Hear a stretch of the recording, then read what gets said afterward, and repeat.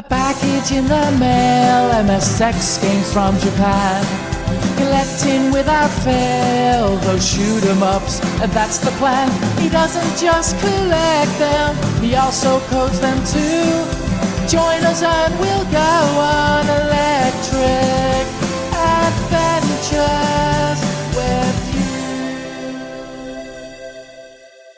Hey YouTube, Electric Adventures here with my monthly update for November 2020. It's almost Christmas time. We're into December, and yeah, I hope that hopefully that is a period that lifted everybody's spirits and everything like this. We are very lucky here in Australia. We've got very close to getting the virus eliminated, which is something that we never thought we'd be able to do.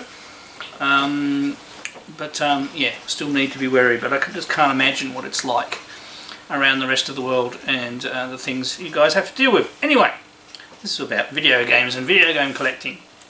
So I've had a very busy month. Start of springtime and everything like that. My eldest daughter had her first child. She's 3 months old now. So a bit of time taken up during that, and also my wife decided that we should finally renovate the central corridor of our house, which is something we've been after doing for quite some time, and that's taken up a bit of time. But I have got a couple of pickups. I pre-ordered this. I'd actually forgotten that I'd pre-ordered this, and it's the Nintendo Game & Watch. For those of you who haven't heard, it comes in a nice protection case, but it's easy to open.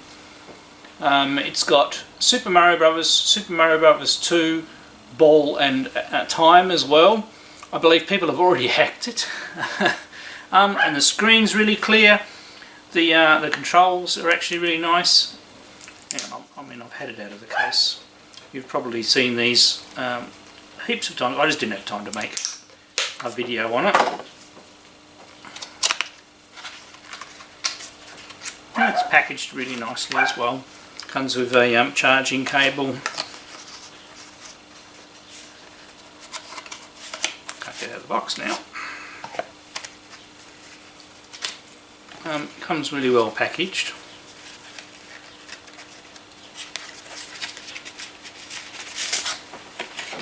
And another layer.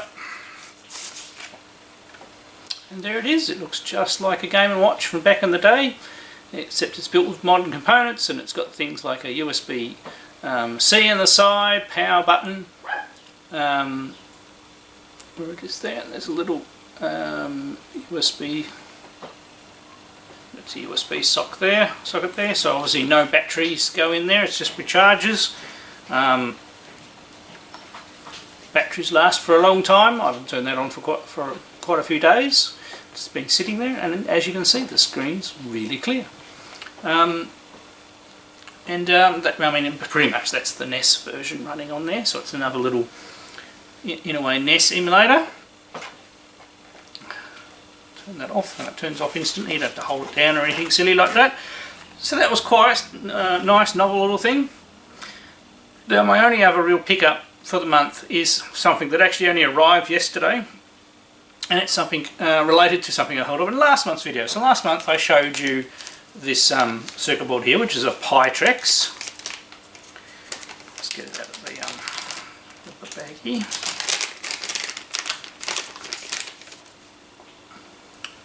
So that's it there. This plugs into your Vectrex, and then here you put a Raspberry Pi Zero with a header, and put some software on the SD card, and then this will allow you to play arcade games, or any vector arcade games using the Vectrex as the output and its controls as the input. Plus it should allow developers to write their own vector games but run them on the Raspberry Pi with a lot more processing capacity than the actual Vectrex does. It's still in fairly early testing, although they have made a second batch now, so this is from the first batch. And it's moving on nicely. I obviously have not been able to play with it because I haven't had a Raspberry Pi Zero. And it's been quite a wait to get one. So I found one and ordered one. I actually, in the end, ordered it off Amazon. It came with this little black case. An interesting story about that. And it has this is a USB converter to go from a micro to a large USB. It actually came with a power supply with a switch, which is actually not too bad. Although I will say the power supply needs a plug converter. It comes with a little micro HDMI to larger HDMI converter. A couple of cards. It has this little connector here. Most importantly, it has the Raspberry Pi Zero. When I got it out, I went, oh, so after all that and me ordering one with a header, it doesn't have a header. But there was a little note that said it was inside the box for the case. And yes, they've sent it loose, not attached to the circuit board. So there's the header there. So I need to solder that in place there, and then that will go into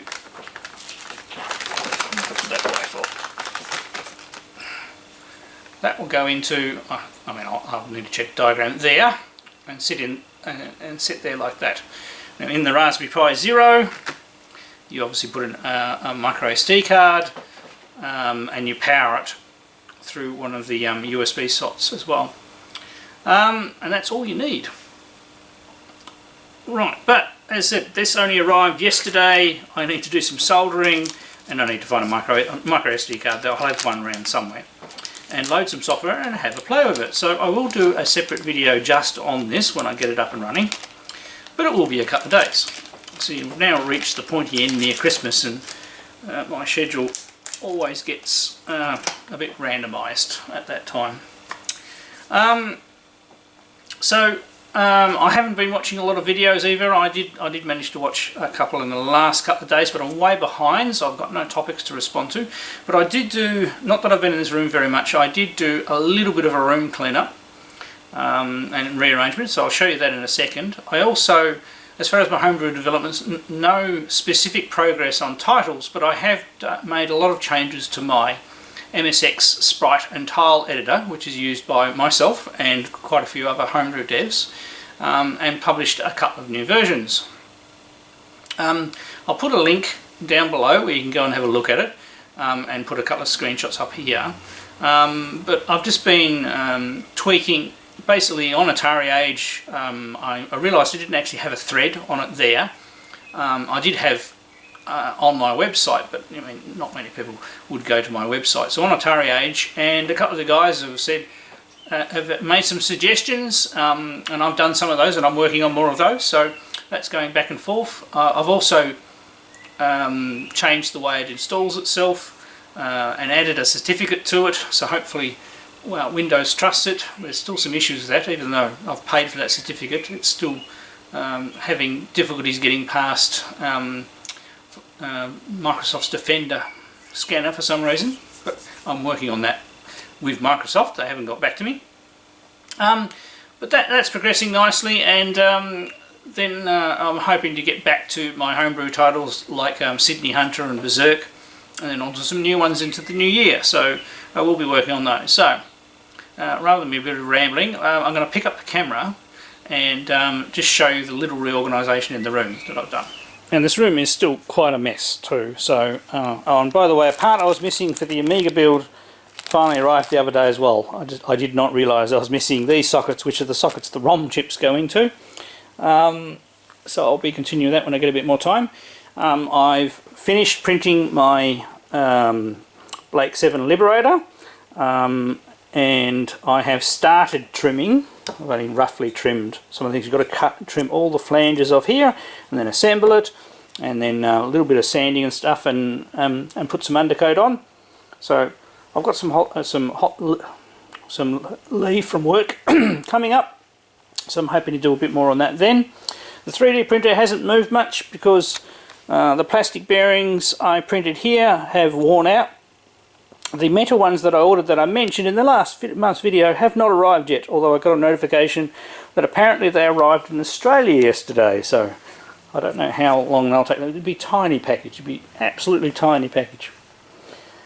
Now, also as far as arcade machines, while I've been busy, Choplifter unfortunately has stopped working. Which is a pity because I was getting really into it. It had a really bright monitor, and it is a monitor issue, unfortunately. It does turn on, but this is the picture you get. So it's some sort of a sync problem. I just have not had the time to try and work it out. Hopefully it's something really simple on the chassis, and I can fix it, because it does have such a nice steady bright picture, and it'd be a pity. So down here, space pilot's still working, checkered flag still going strong, my mate Aaron's Mortal Kombat general cabinet is working well, Berserker's still grumpy, it's still erroring on the colour board. I haven't made replacement ribbon cables, which is, I think it might not be the actual colour board, because I've got two of them. It may actually just be the ribbon cables, but I've only got one set of ribbon cables, and they're the old original ones. Bosconian's doing its usual thing of going into a reboot cycle, and that's normally I just have to reset the connector. That's not working at the moment. I've been playing around with it today. I got it to work once, and then I moved the machine back into position and it stopped working again. And moving it once is about all I can handle with my back, so I probably need to bite the bullet and replate the connector on a Bosconian, and while I'm at it I might as well put the high school saver in. This is just my generic cabinet that got my MVS in, that works, and my original cabinet, which is labelled Twin Cobra, the chassis has blown, so I need to redo the chassis on that as well, so lots to do. And the Space Invaders cabinet, once again, thing. So I had way more up and running. So I had this one up and running, I had this one up and running, I had Choplifter up and running, and I was about to get back to going into Berserk again and Space Invaders, and then we've gone backwards a little bit. And of course I haven't done anything with the Galaxian, because that needs more work than all the rest. While we're there, so I have reorganised this section of the game room a little bit. It is still an absolute mess, so I do apologise. I've kicked out the NES titles that were here because the MSX section needed more space, and I'm going to do some more reorganisation. I'll probably move the Famicom section here from completely, because I need more room for MSX. Coleco now takes up pretty much this entire section, and there's room to grow. There's only a tiny little section down there that has some Famicom Overflow, Game Boy Advance and boxed Game Boy games. So moving right along, Sega Master System section hasn't changed. Now here's what I changed. So I moved some stuff around, and I moved the PlayStation 3 games from inside of the house. This is not all my PlayStation 3 games. I've got more down at my holiday home, because I've got a PlayStation 3 down there. So these are the ones that I've either played or I have played pretty much most of the games you're seeing there. Most of the ones I haven't played I've taken down to the holiday home. So I do play my tiny Wii collection. There's more of them up on that shelf there. And then my original Nintendo titles are there. We have a little section for the Evercade now.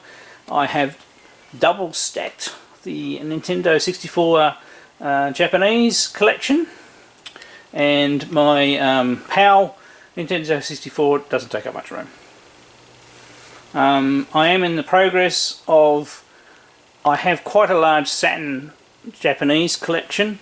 And I've decided I don't really need to also have the same titles in PAL, so I'm going to sell quite a few of my PAL Sega Saturn titles.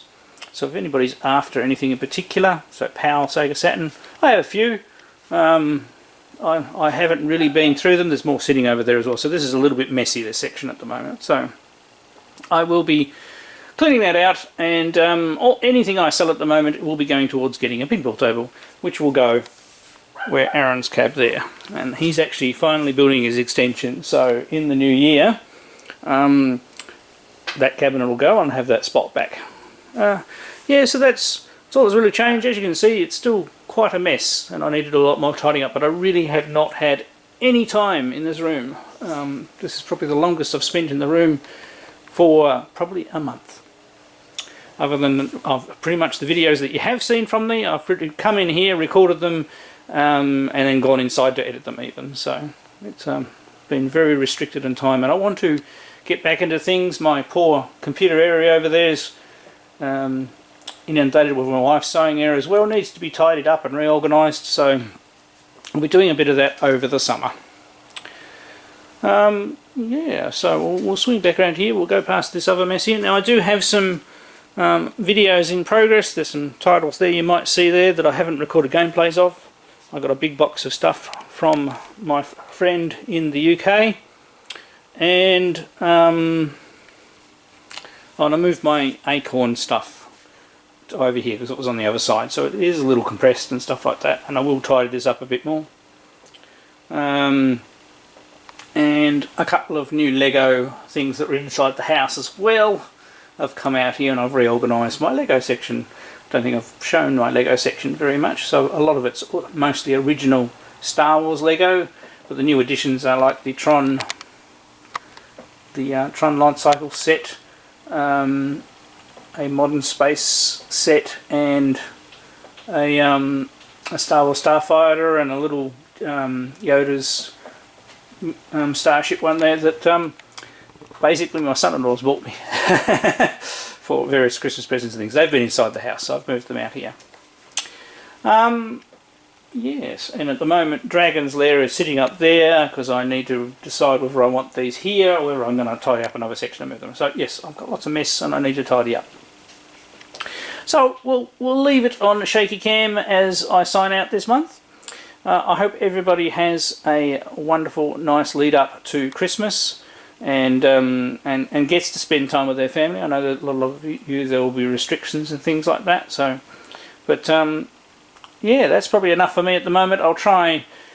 I have some videos that I need to finish editing, and other ones that I need to finish recording some gameplay. I'll get them done, and they'll come out at some stage, as well as that Amiga build will continue now that I have the rest of the parts. But I do need good light, not freezing cold, because my electronics workbench is in another outside shed thing altogether, and a bit of time. But I will get to it. Alright, I'm Electric Adventures. Thanks to all my subscribers. Thanks for watching, and I'll catch you next time.